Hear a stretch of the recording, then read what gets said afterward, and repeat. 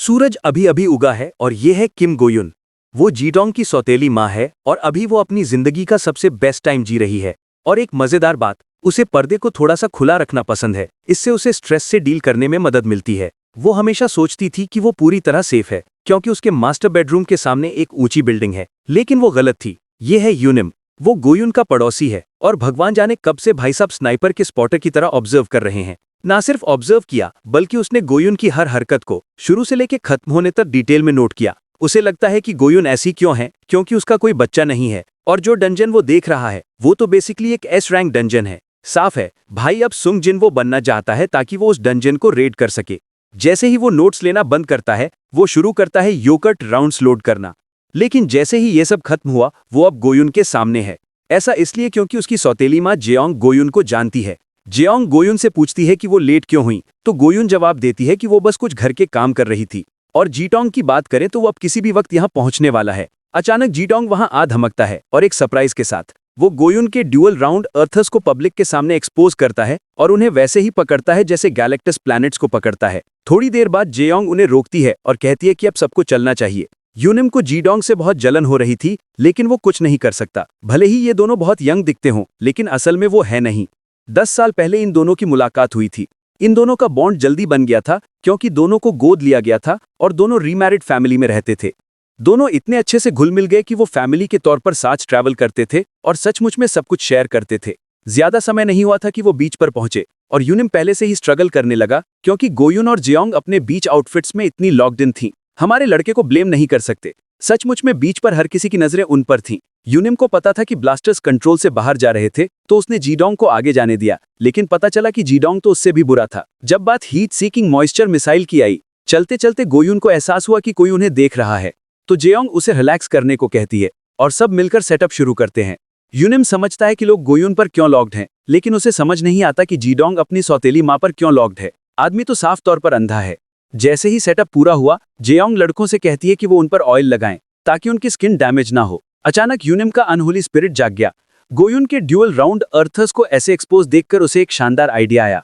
वो जीडोंग के पास जाता है और कहता है कि उन्हें स्वैप करना चाहिए, जिसे वो तुरंत मान लेता है। यूनिम शुरू करता है और गोयुन भी साथ देती है। उसे लगता है कि सब चिल है क्योंकि वो उसकी दोस्त का बेटा है। अरे हाय रे, वो तो मैं होना चाहिए था। यूनिम अपनी जिंदगी का बेस्ट टाइम बिता रहा था और अब वो डुअल मिल्की माउंटेन्स के करीब था। इस बीच जीडोंग भी जेओंग के साथ वैसा ही करने की सोच रहा था, लेकिन जैसे ही यूनिम डुअल मिल्की माउंटेन्स की चोटी तक पहुंचने वाला था, जेओंग अचानक कहती है कि उसे जीडोंग के साथ स्वैप करना चाहिए क्योंकि जीडोंग के हाथ रफ हैं। जीडोंग को तो स्ट्रे बुलेट्स पड़ रही हैं। बिना किसी चॉइस के उसे जेओंग का ऑर्डर मानना पड़ा। इसके बाद वो सब बीच वॉलीबॉल खेलने चले गए। इस बीच यूनिम अभी भी गुस्से में था कि उसे स्वैप करने के लिए मजबूर किया गया।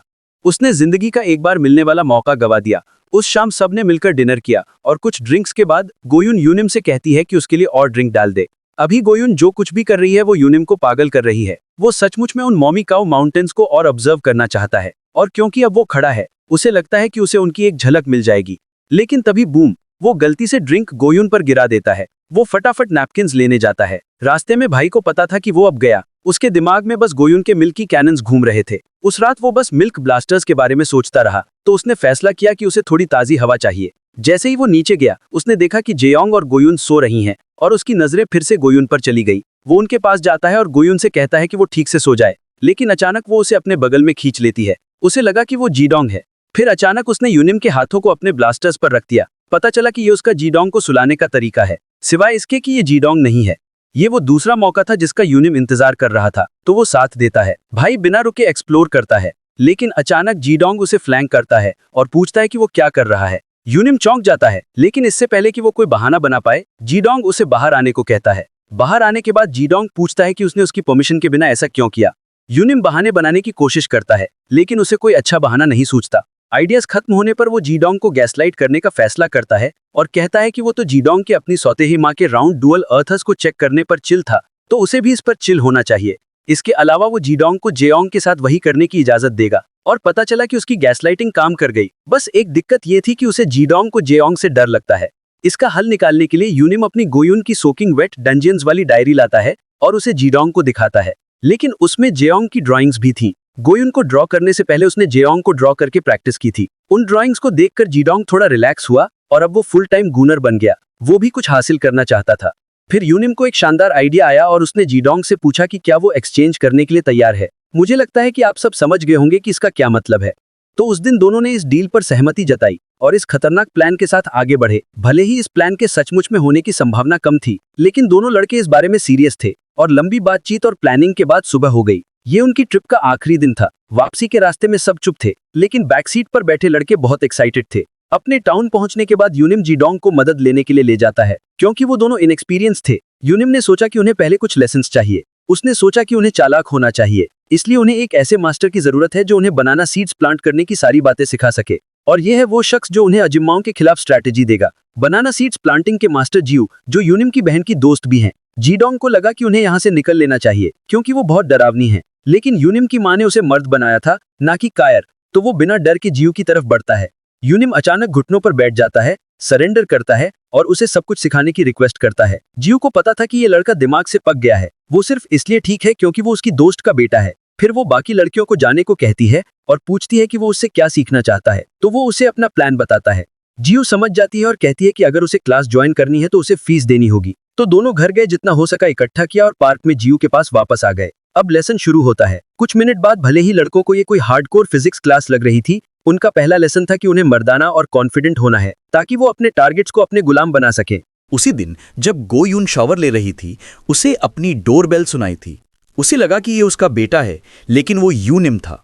अचानक हमारा लड़का उसे आक्रामक तरीके से तारीफ करने लगता है। गोयुन तो जैसे व्हाट इन द फक, लेकिन फिर भी अजीब ढंग से उसकी तारीफ स्वीकार करती है और पूछती है कि वो क्या देख रहा है। पता चला कि हमारा लड़का सीधे उन कैल्शियम ब्लास्टर्स को देख रहा था, जबकि वो तारीफ कर रहा था। दरअसल भाई ने ये बिना सोचे समझे किया। उसका दिमाग सचमुच पक गया था। सिचुएशन कंट्रोल से बाहर जा रही थी। उसने गोयुन को बताया कि वो इतना सिंसियर था कि उसे अपनी बात सीधे उन मिल्की माउंटेन्स को कहनी पड़ी, ताकि वो कन्वे हो सके। ये भाई का आखिरी स्ट्रॉ था। वो इतना पक गया कि उसे जल्दी से वहां से निकलना पड़ा। उसे नहीं पता था कि उसकी तारीफ काम कर गई थी। गोयुन को यकीन नहीं हो रहा था कि कोई उसे प्रिटी समझता है। उसे बहुत समय बाद ऐसे शब्द सुनने को मिले थे। यूनिम रोते हुए पार्क में वापस आता है और कहता है कि उसने मौका गंवा दिया। उसने सबको बताया कि क्या हुआ और सोचा कि अब सब खत्म है। लेकिन गू तालियां बजाने लगती है और कहती है कि वो तो कमाल कर रहा था, क्योंकि उसने गोयुन के दिमाग में अपनी जगह बना ली है। तो अब फेज 2 का टाइम है। वो उसे बाथरूम में खींच ले जाती है और खुद pump action yogurt shotgun unveil करती है। गू हैरान थी कि यूनिम असल में योगर्ट वेपन्स के मामले में बिजनेस पर खड़ा है। गू उसे बताती है कि अगर वो उसकी बात मानेगा तो वो कामयाब होगा। उस रात यूनिम ने गू की सजेशंस पर तुरंत अमल किया, और वो था कि उसे हर दिन पुशअप्स और स्क्वाट्स करने होंगे। फिट बॉडी के साथ वो सही टाइम आने पर अपने टारगेट को आसानी से हासिल कर लेगा। भले ही यूनिम जैसे लड़के के लिए ये मुश्किल था, लेकिन गोयुन को स्कोर करने की उसकी डिटर्मिनेशन इतनी ज्यादा थी कि वो इसे पूरा करने को तैयार था। यहां तक कि जब गोयुन उसके डोर स्टेप पर थी, तब भी उसने दरवाजा नहीं खोला। फिर आखिरकार खुद को रिवील करने का टाइम आया। भाई बैटमैन की तरह बाहर आया, लेकिन कानिये की पीआर टीम की तरह जिंदगी के लिए लड़ता हुआ खत्म हुआ। यूनिम को शैम्बल्स में डालने के बाद उसकी सौतेली माँ उसे याद दिलाती है कि उसे रेसलिंग मीटिंग में जाना है। वो जल्दी से बाहर भागता है और अपनी माँ से कहता है कि इस बीच यूनिम को उस पर अपनी टेक्निक्स परफॉर्म करने की इजाज़त दें। गोयुन स्ट्रेस में है, क्योंकि उस दिन के बाद से जब यूनिम ने उससे अपने दिल की बात कही थी, सब कुछ अजीब हो गया था। वो नर्वसली पूछती है कि क्या वो उसके साथ ये करने के लिए ठीक है, जिस पर यूनिम बिल्कुल हाँ कहता है। फिर प्रैक्टिस शुरू होती है। ये उसका शाइन करने का टाइम था, जो उसने शैडोज में प्रैक्टिस किया था। गोयुन को लगा कि हमारा लड़का ये नहीं कर पाएगा, लेकिन अचानक उसने गोयुन की टांगें पकड़ी और उसे उड़ा दिया। गोयुन स्ट्रेस करने लगी, क्योंकि इस पोजीशन में रिस्क था कि वो गलती से वो लैंड्स देख लेगा जहां बनाना सीड्स प्लांट किए जाते हैं। वो बात में उसे नीचे उतारने को कहती है, लेकिन वो मना कर देता है। आप सोच रहे होंगे क्यों?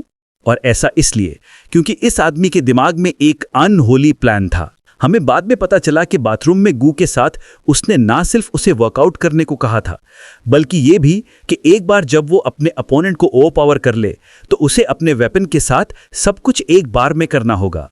उसे यकीन था कि ये पॉसिबल है। वापस प्रेजेंट में गोयुन समय के बीतने के साथ और ज्यादा स्ट्रगल कर रही थी। तभी बूम, उसने उसे नीचे उतारा और सोचा कि उसने कर दिखाया, लेकिन पता चला कि गोयुन ने उसे जाने को कहा। यह प्लान का हिस्सा नहीं था। यूनिम गू के पास भागा और उससे पैसे वापस मांगने की कोशिश की, कहते हुए कि उसने उसे स्कैम किया। वो उसे समझाने की कोशिश करती है कि सब कुछ प्लान के मुताबिक चल रहा है, लेकिन वो क्रैश आउट करता रहता है। तो आखिरकार वो उसे बताती है कि उसने वो पैसे जूते खरीदने में खर्च कर दिए और उसे जाने को कहती है, लेकिन इससे वो और गुस्सा हो जाता है। वो उसे दीवार से सटा देता है और नॉन स्टॉप गालियां देता है, लेकिन गुस्सा होने की बजाय किसी तरह उसका बॉडी फ्रीज हो जाता है। ऐसा इसलिए क्योंकि यूनिम जो कर रहा था वो ठीक वही था जो उसने उसे सिखाया था। उसका दिल तेजी से धड़कने लगा। फिर जैसे ही यूनिम जाने वाला था, वो उसे real life yogurt launching experience offer करती है, पैसे वापस करने की बजाय। हमारा लड़का पीछे मुड़ता है और ऐसा एक्ट करता है जैसे उसे ये नहीं चाहिए, लेकिन भाई का मिसाइल कुछ और कह रहा था। मुझे लगता है कि आप सब गुनर समझ गए होंगे कि आगे क्या होता है। जैसे ही ये अनहोली एक्टिविटी चल रही थी, गू को रियलाइज हुआ कि यूनिम असल में लॉक्ड इन था और ये इतना आसान नहीं होगा जितना उसने सोचा था। तो वो अपना गेम बढ़ाती है, लेकिन यूनिम के पास दूसरा प्लान था। चाहे जो हो, उसका पहला लॉन्च सिर्फ अपने टारगेट गोयुन के साथ होगा। वो अचानक गू को सब कुछ रोकने को कहता है और उसे अपना प्लान बताता है। गू को गुस्सा आ रहा था। ये पहली बार था जब किसी ने उसे रुकने को कहा। वो इसे ऐसे नहीं जाने दे सकती थी, तो उसने उसे चैलेंज किया कि अगर वो बर्दाश्त कर सकता है तो कर ले, और उस पर अपनी अल्टीमेट अनलीश कर दी। इससे वो औरतों को और बेहतर समझ सकेगा। उसे लगा गू अच्छी बन रही है, लेकिन उसे नहीं पता था कि गू कुछ बड़ा प्लॉट कर रही है। और अचानक उसने रेसलिंग टेक्निक यूज की जिसने हमारे लड़के को लॉक कर दिया। यूनिम हिल नहीं सकता था। तब उसे रियलाइज हुआ कि ये उसका प्लान था, लेकिन तब तक बहुत देर हो चुकी थी। वो उसे पहले ही ओवरपावर कर चुकी थी। अनहोली एक्टिविटी खत्म होने के बाद यूनिम डिस्पेयर में चला गया। बैटिगो उसे कहती है कि वो सिसी की तरह एक्ट करना बंद करे और शुक्रगुजार रहे कि उसने उसे वो एक्सपीरियंस दिया। लोकी, अगर मेरी जगह होता तो मैं तो बहुत शुक्रगुजार होता। खैर, वो बाद में उसे बताती है कि गोयुन के साथ उसका प्लान क्यों फेल हुआ। वो समझाती है कि औरतों के पास एक्टिव होने के लिए स्पेसिफिक डेज होते हैं। बेसिकली ये ऑल इन और नथिंग जैसा है। तो जिस दिन यूनिम ने अपने प्लान के साथ कोशिश की, शायद वो गोयुन का दिन नहीं था। तो वो उसे बताती है कि उसे किन साइंस को देखना चाहिए। और बस ऐसे ही यूनिम को सुपरमैन की तरह सूरज से हील होने वाली होप फिर से मिल गई। यूनिम घर गया और उसने अपनी गाइड बुक खोली और मैनेज कर लिया कि उसे अपनी क्वेस्ट कब शुरू करनी है। कुछ दिनों बाद गोयुन को पता था कि उसका टाइम आने वाला है, और तभी उसकी मुलाकात यूनिम से हुई जो उसका इंतजार कर रहा था।